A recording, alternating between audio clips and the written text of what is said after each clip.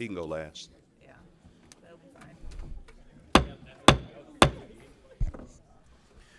The Committee on House Regulatory Reform will now come to order. Madam Clerk, will you please call the roll? Chair Carter, Present. Representatives Liberati, Here. Neely, Here. Scott, Present. Young, Here. Grant, Present. McFall, Here. Snyder, Here. Wilson, Here. Mueller, Here. Filler, Wenzel, Here. Aragona, Here. Beerline, Here. Nair. Here. Mr. Chair, you have 14 members, you have a quorum. Thank you, Madam Clerk. Representative Wilson moves to adopt the minutes from the April 23rd, 2024 meeting. Seeing no objections, the minutes are adopted. Right now, we're going to have testimony on Senate Bill 544 and 545 from Senate Kleinfeld.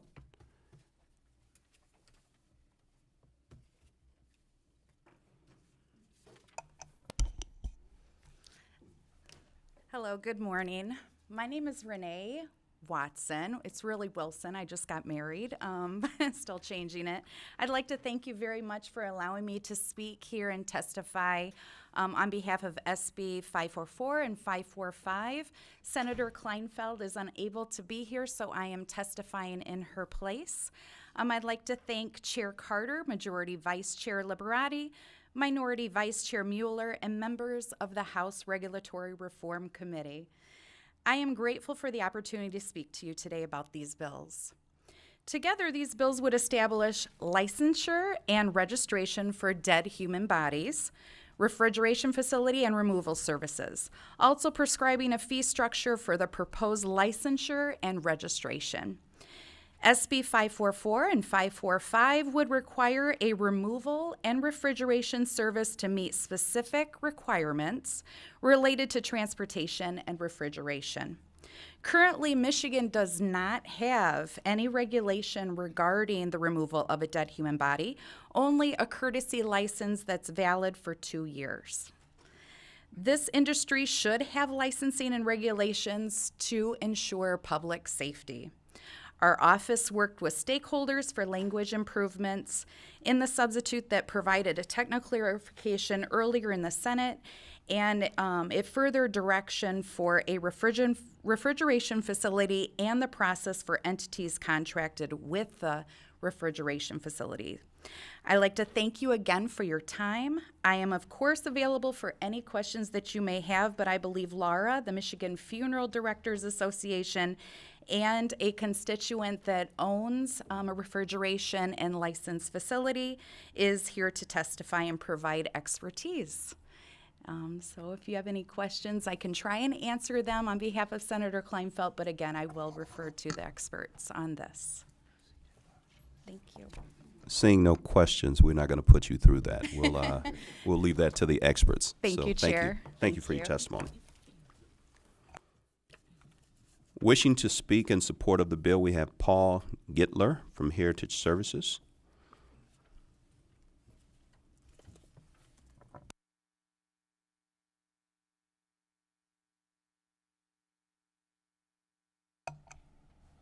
Hi there. Hi. Thank you for taking this up to look at. Yeah, I'm Heritage Services out of Macomb County. Hi, Joe. I'm in support of, I've been looking forward for this for years, and I'm really looking for your support to put this together. There's been things through the years with decedents coming out of the backs of vans and intersections just because they couldn't close the back of a vehicle, from bodies going missing at hospitals, and they turn up in dumpsters. This has been in the news in history, and I feel that the licensing is definitely needed to clean us all up. Right now it's the Wild West out here, and there's just no oversight whatsoever. So that's all I have. Do you have any questions? Sure, Representative Argona. Yeah. Thank you, Mr. Chair. Paul, thanks for being here. Senator Kleinfeld's office just described how there was currently there's a 2-year licensure. Is that correct? That I guess I didn't quite read through or bother to even go back to see what's current. So can you tell me what's current right now for these guys? The courtesy license, I believe, is for funeral directors that want to work in Michigan with funeral homes. That has nothing to do with us. That's all it is. if they want to work in Michigan for 2 years. Gotcha. Okay. Yeah. So that It's doesn't actually for have to funeral be- homes. Yeah, it's not for us removal services. Got it. Thank you. Yep. Seeing no further questions, thank you. Okay, thank you.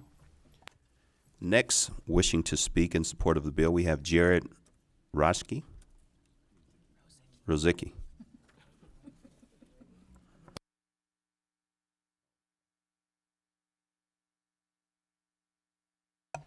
Chair Carter, members of the House Reg Reform Committee, thank you for taking up Senate Bills 544 and 545. I also want to thank Senator Kleinfeld for spearheading this important legislation. On behalf of 1,100 licensed funeral directors and over 400 licensed funeral homes, MFDA is happy to lend its support for this legislation. These bills would establish a regulatory framework for a relatively new and emerging business model in the death care industry. Throughout the pandemic, removal services and for refrigeration facilities were vital in offering morgue storage solutions and transportation services for funeral homes, hospitals, and nursing homes that were at full capacity. Since then, these entities have continued to evolve and expand their business operations, mainly serving as adjunct morgues for hospitals and nursing homes. Due to the nature of their work, these companies would benefit from operating under much-needed state oversight, and that just currently does not exist here in Michigan. As Renee previously mentioned, it would create a 2-year registration for removal services, a 2-year license for refrigeration facilities. It would also require the department to establish a database to keep track of all the decedents that would be in the care of these facilities. I think this is an important step in protecting public health and the dignity of our loved ones at the time of their passing, and I'd open it up to any questions the committee might have. Representative Mueller. Thank you, Chair Carter. So the members are clear. So there's no regulation on this right now. So during the pandemic, when there was overflow at morgues and semi-trucks were brought in, people started doing it, and they're still doing it, and there's no regulation. So in a hypothetical, we have a cooler at our orchard, and we lost our apple crop this year, but I could just go out to a funeral home and say, hey, do you want to stack dead people in here? And I could just turn on the cooler and do it and not be regulated. Absolutely. Sounds pretty gross. Yeah. Yep.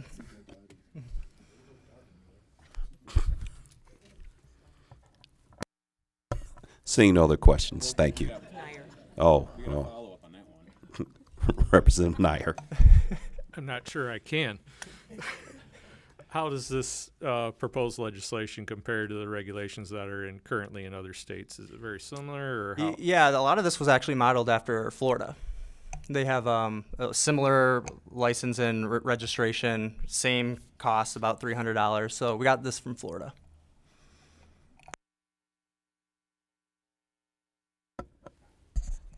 Thank you for your testimony. Next, wishing to speak in support of the bill is Mac Jones from Laura.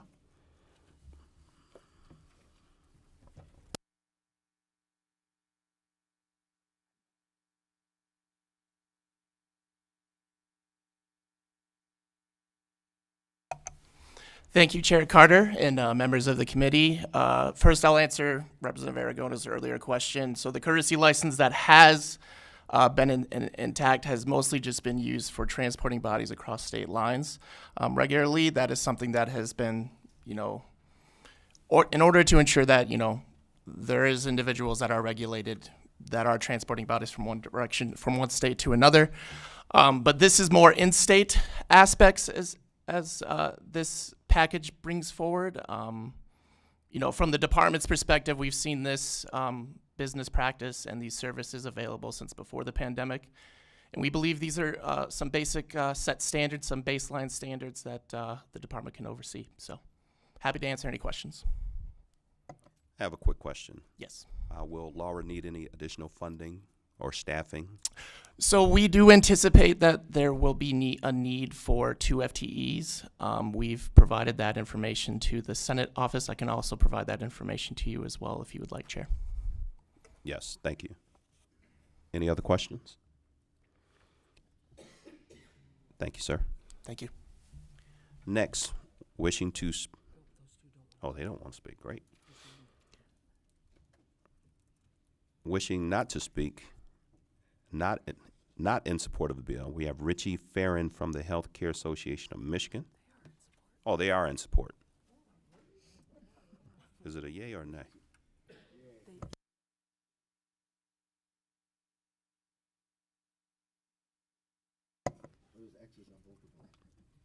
I'll bring order, okay?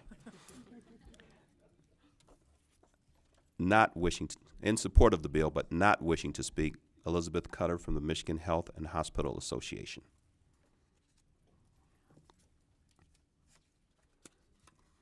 He's still going, right?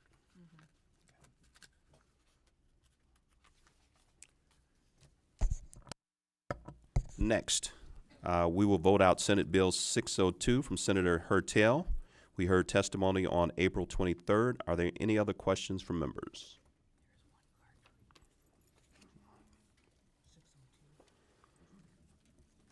We have one card supporting the bill, not wishing to speak. Sean Cecil from Michigan Realtors.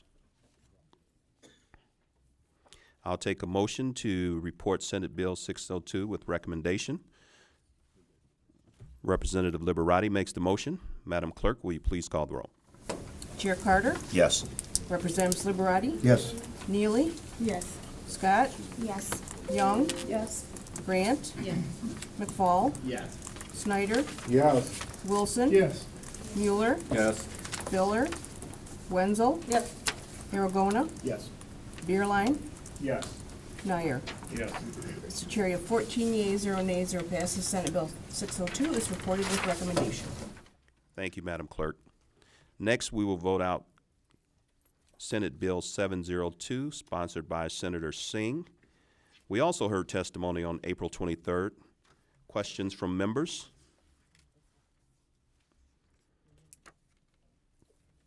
We have one card wishing to speak opposing the bill.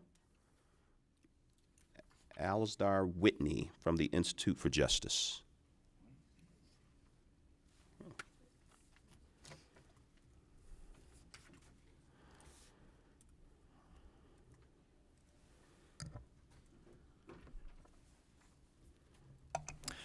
Good morning, Chair and members of the committee. Thank you for this opportunity to briefly testify this morning. My name is Alistair Whitney. I am a legislative counsel for the Institute for Justice. The Institute for Justice encourages the committee to oppose this bill. I think it is being presented as a way to help students get financial aid and help them afford the cost of cosmetology programs. But I do not believe that is the case. By increasing the hours substantially for these training programs, manicurist, esthetician, and instructor position, cosmetology schools will have to raise tuition and fees. When they do that, even if there is an added benefit for the student getting a grant or additional financial aid, much of that added benefit of the financial aid will be going to pay for the increase in tuition and fees. We think this is a bit of a solution in search of a problem. Currently, many of these training programs in Michigan that are under 600 hours are not eligible for certain kinds of federal financial aid. And we ask that the committee consider this effect on students and small businesses and folks just trying to get into the industry. Thank you very much for your time, and I'd be happy to answer any questions you may have. Representative Neely. Thank you. I appreciate you coming up.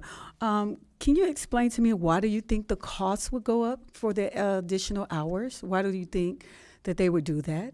Well, for example, for the esthetician training, it's almost doubling the time in the classroom from 400 to 750 hours. We understand that cosmetology schools, in order to pay instructors for paying the extra equipment and fees that are used for this kind of training, that they would necessarily have to raise the cost of tuition to cover and fees to cover the costs of that additional time of instruction, those added materials and things that are used for the training. And what we've seen nationwide is that when states increase training hours for these cosmetology positions and other occupations for licensing, we've seen that programs understandably have to raise the costs of the price of tuition. Do you have data on that, like the different states that having these issues right now? Yes, absolutely. I filed a letter with the committee, and there are some data points in there. I'd be happy to supply the committee and you, Representative Neely, with any other data that you may need to see for this. Okay, I definitely would love to see that. I've talked to plenty of cosmetology schools, and a lot of them are in agreement with it. Students, I talked to some students, they're happy about doing the extra hours, thinking that this will help them with the Pell Grant situation. I didn't hear of the issues that you're talking now, so I definitely would love to see those data points on that. Absolutely, Representative. I'd be happy to provide that. Thank you for the Okay, question. thank you so much. Thank you. Thank you, Representative. Any other questions? I'll just say this. Usually when you add additional hours, whether it's training or community college, usually costs more money. Yes, absolutely. All right. Thank you. Thank you very much.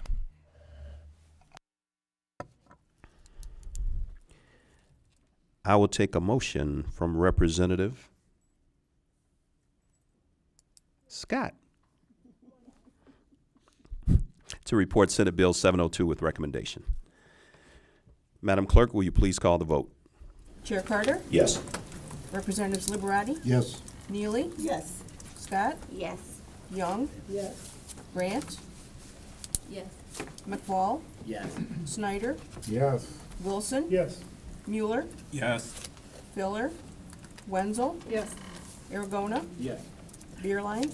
Yes. Nyer. Yes. Mr. Chair, you have 14 yeas, 0 nays, 0 passes. Senate Bill 702 is reported with recommendation. Thank you, Madam Clerk.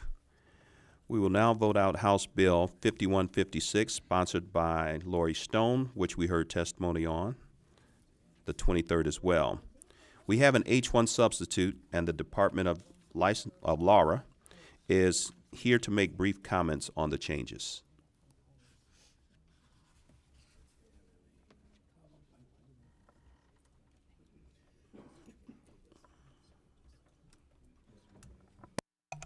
Hello again, committee members, and thank you, Chair Carter.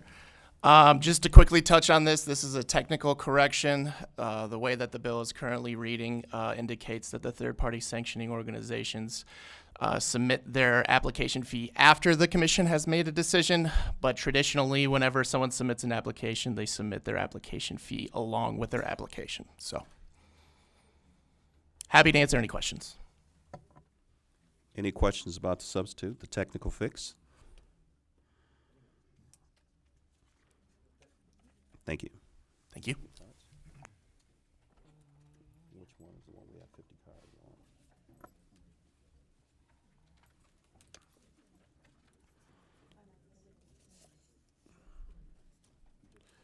Supporting the bill, not wishing to speak, Ann Morrell, Unarmed Combat Commission.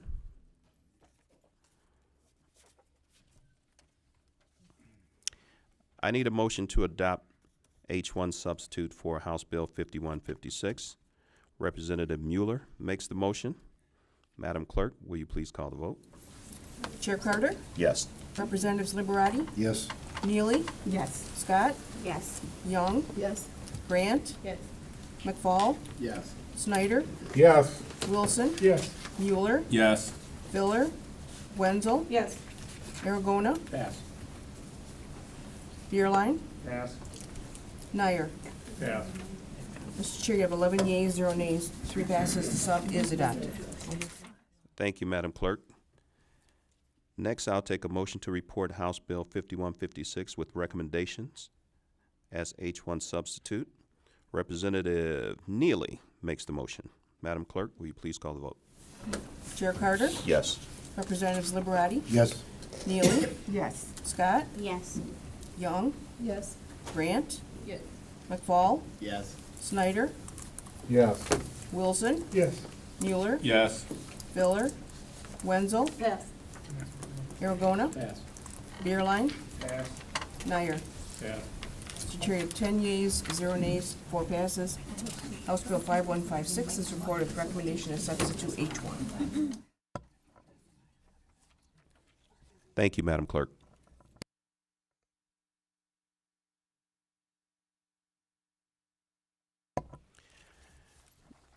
We will now take testimony on House Bills 5683 and 5684 from Representative Liberati on cosmetology, licensure, and esthetician scope of practice.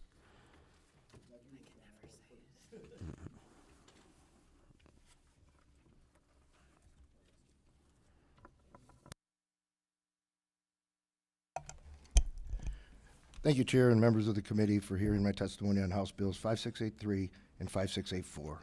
What these bills look to do is expand on and clarify the scope of practice that estheticians and cosmetologists are allowed to perform without the supervision of a physician.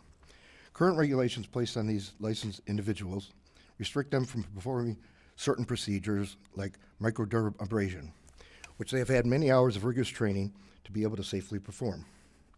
Included in the bills are the hours of training needed to take, exams passed, and time worked as an apprentice to become licensed. The passage of these bills will align our state with evolving industry standards and put into place practices that currently 40 other states follow. With me today, I have a few experts from the field that can dive deeper into the industry and the need for this legislation. I'm sure they will be happy to answer any questions the committee might have.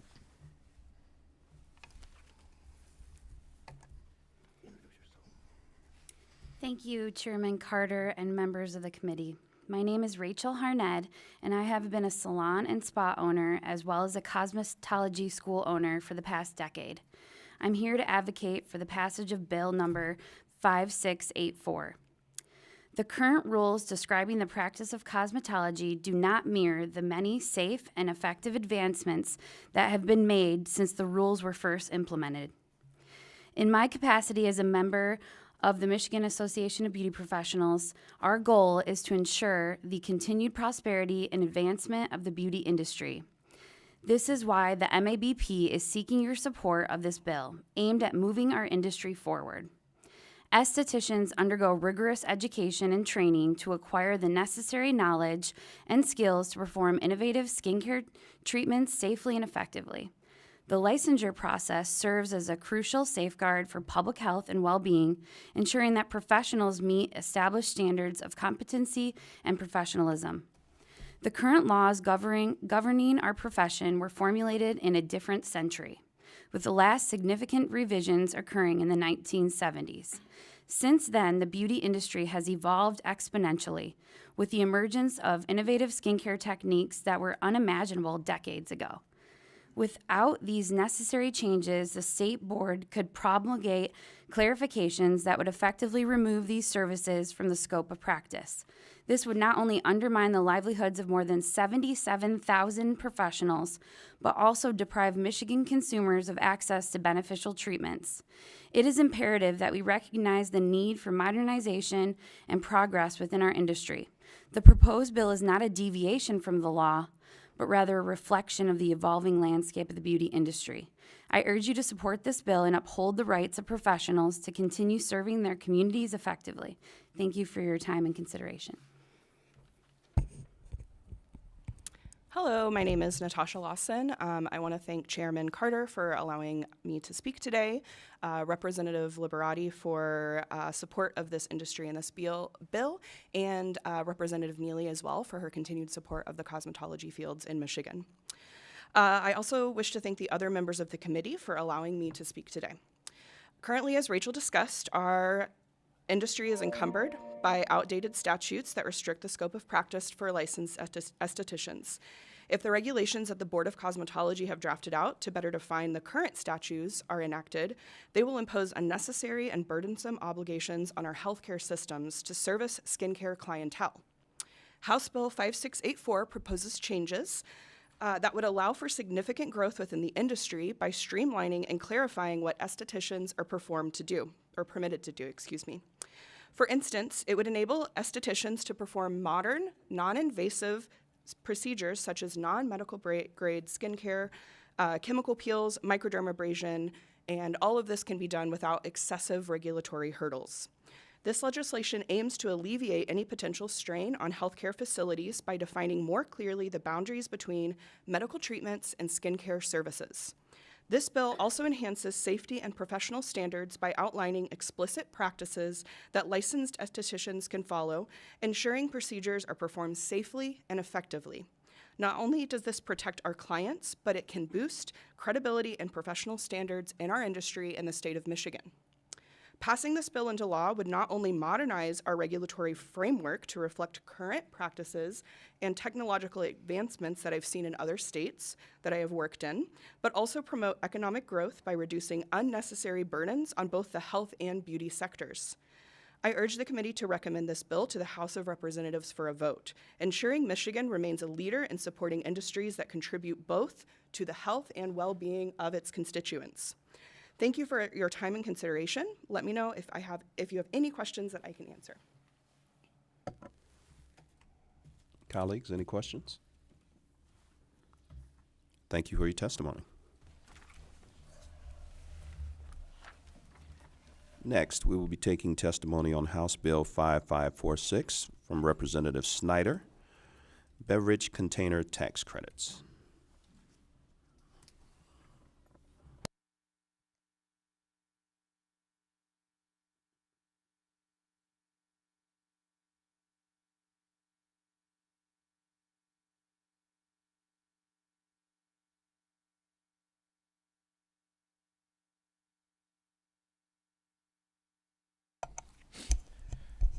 Good morning, Mr. Chair and fellow committee members. Thank you for the opportunity to testify this morning on House Bill 5546, which would provide Michigan beer and soft drink distributors a tax credit equal to a half-cent per returnable container sold. In 1976, Michigan voters passed a citizens' initiative to create the Beverage Container Act, commonly referred to as the Bottle Bill. Under the law, a 10-cent deposit is required to be added to every returnable beverage container. Most Michiganders are well versed in the process of returning their empty containers. However, very few people experience firsthand, or even aware of the behind-the-scenes process that make the Bottle Bill work.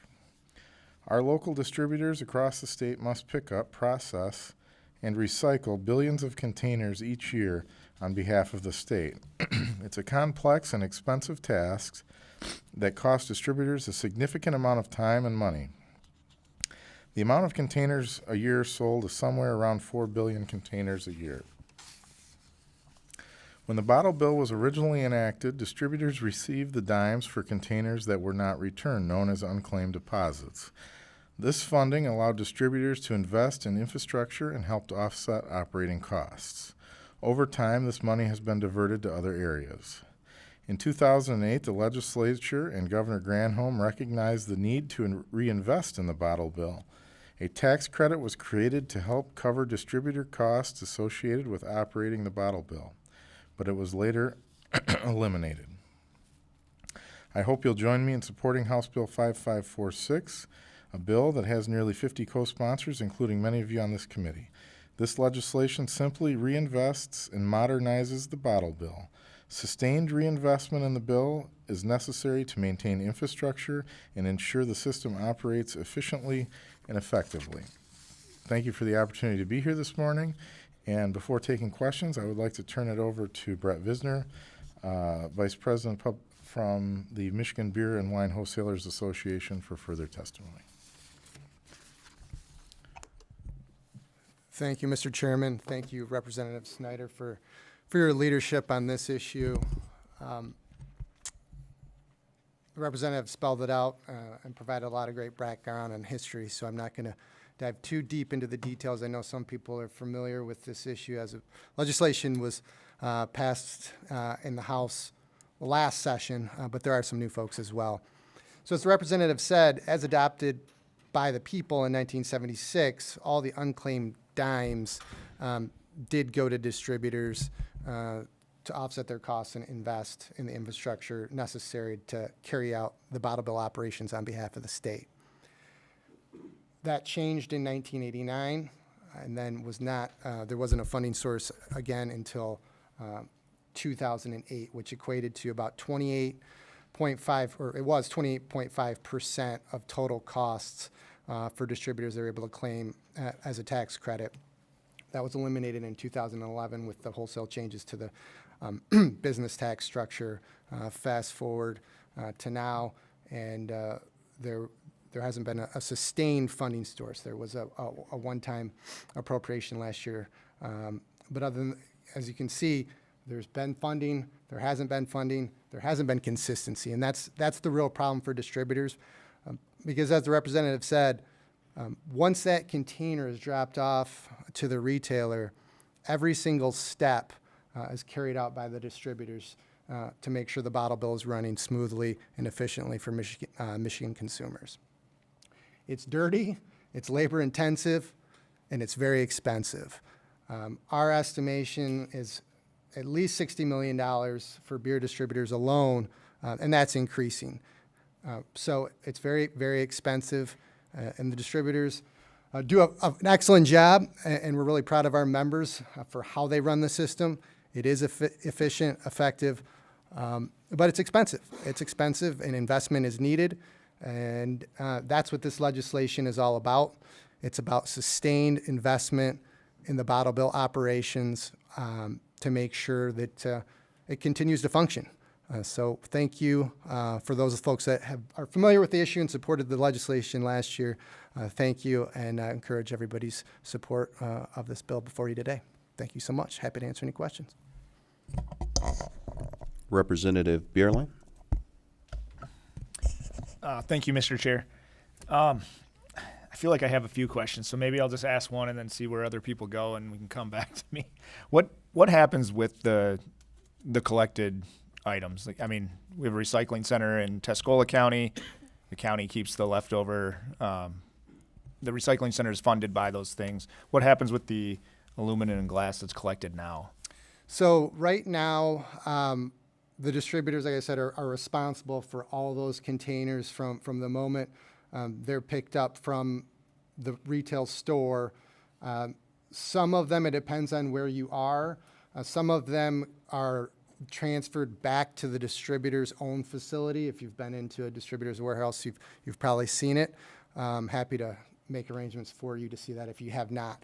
Some of the containers go directly back to the distributor where they're processed and then sent off to a recycler.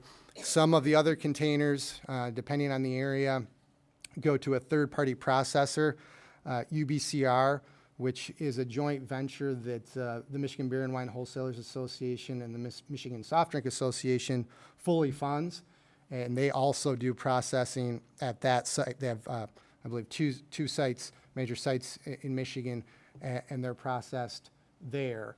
So it depends. Like as an example, the UP doesn't, they do it all in-house at the wholesale operations. In the Lower Peninsula, it's a combination of both at the actual wholesaler's operation as well as through the third-party UBCR that the both associations and the distributors pay for that system. Thank you for that. And then it was just mentioned that you used to get the unclaimed dimes, we'll call it. Where does that go now, and why don't you have access to it? 75% of the unclaimed dimes go to Eagle, and 25% of the unclaimed dimes go to the retailers. And the retailers do have costs, just like distributors too, and we think that's appropriate. But it's 75%, 25%.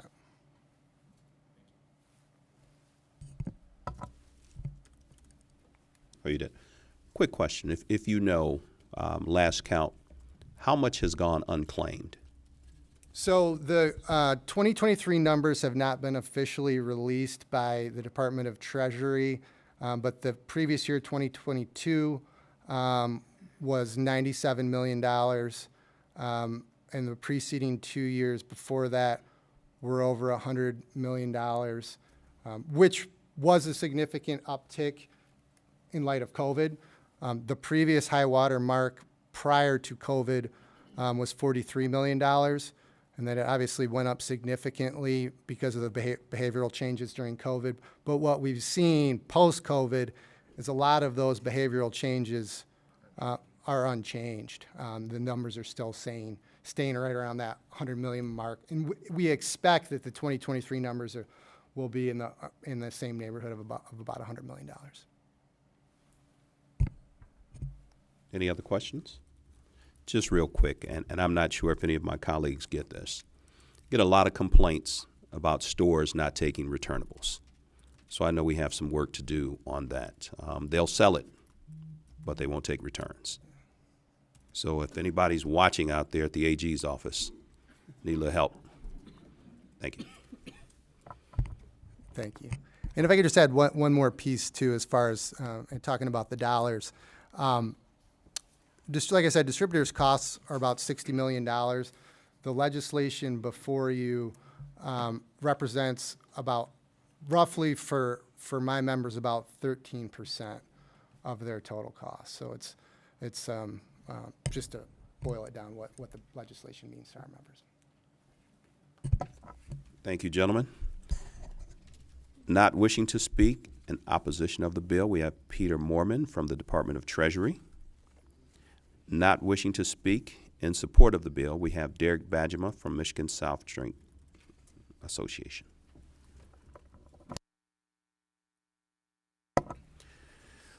We will now go at ease.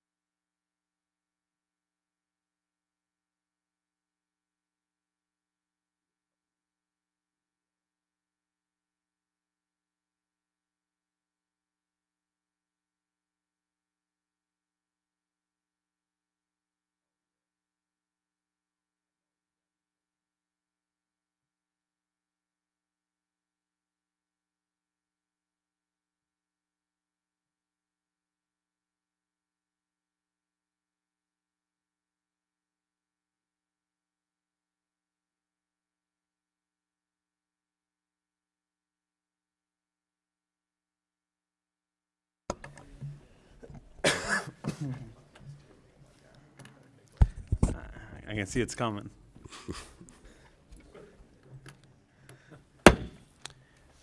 We will go back on the record, but before we do that, I failed to mention that we have 50 cards that are going to go on the record for in support of House Bills 5683 and 5684.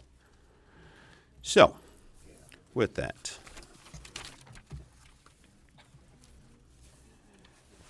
we're going to have more testimony on House Bill 5460 with Representative Farhat. Thank you, Chair Carter, and if it's okay with you, Chair, I think Diffs is here, if they can join me up to talk about the substitute, which should be in front of members of this committee here today.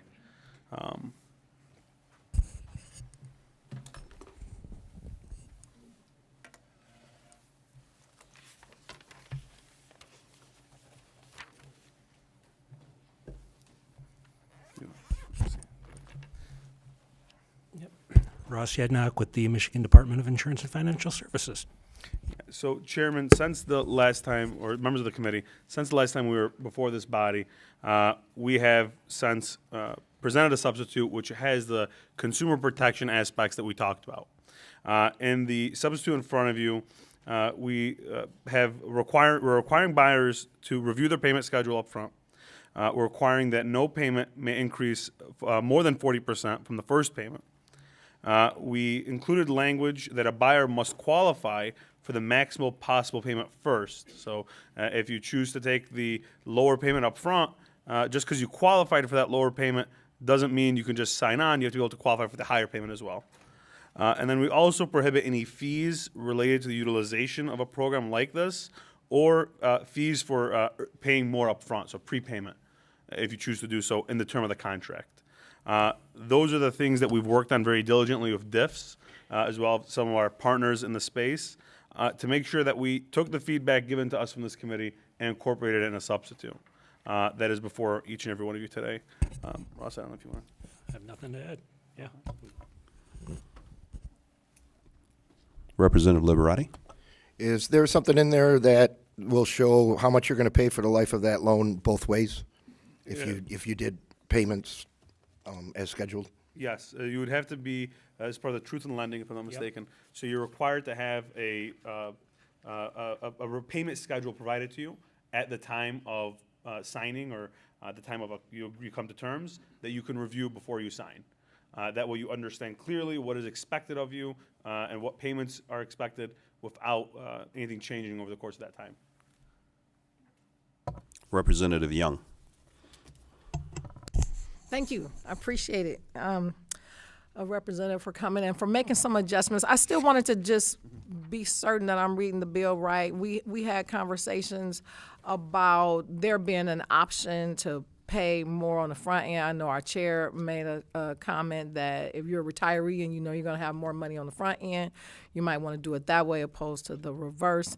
And so there's nothing spelled out in here that says you can do it, although you must qualify for the higher payment.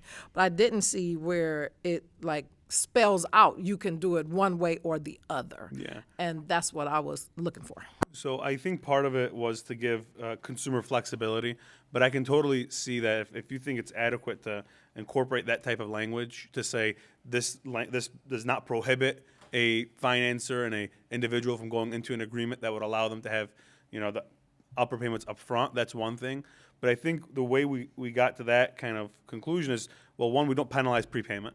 So let's say you are that individual who's anticipating, I'm going to retire, my income may whatever, I can prepay without penalty, right? So I can pay more upfront without penalty.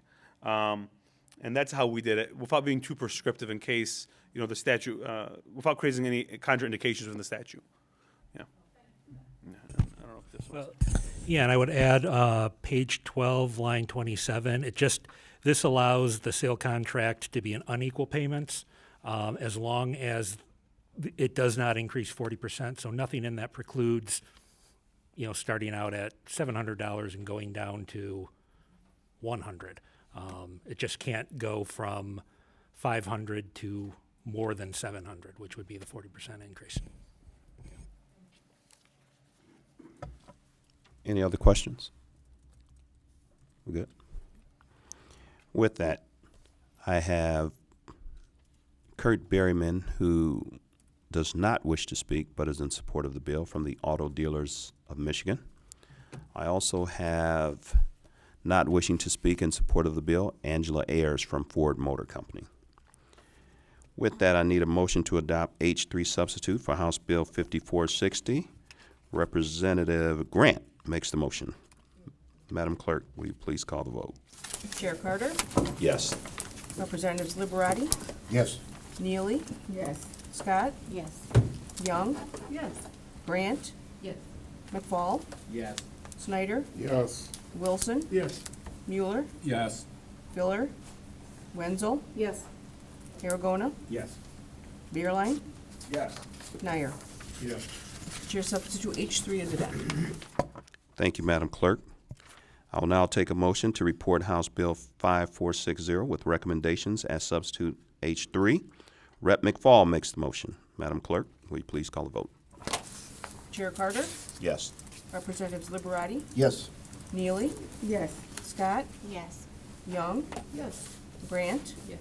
McFall? Yes. Snyder? Yes. Wilson? Yes. Mueller? Yes.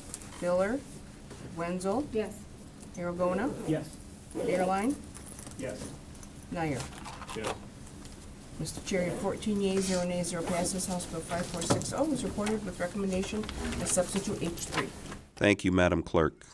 Have a motion from Representative Aragona to excuse all absent members. There being no further business before the House of Regulatory Reform Committee, we stand adjourned.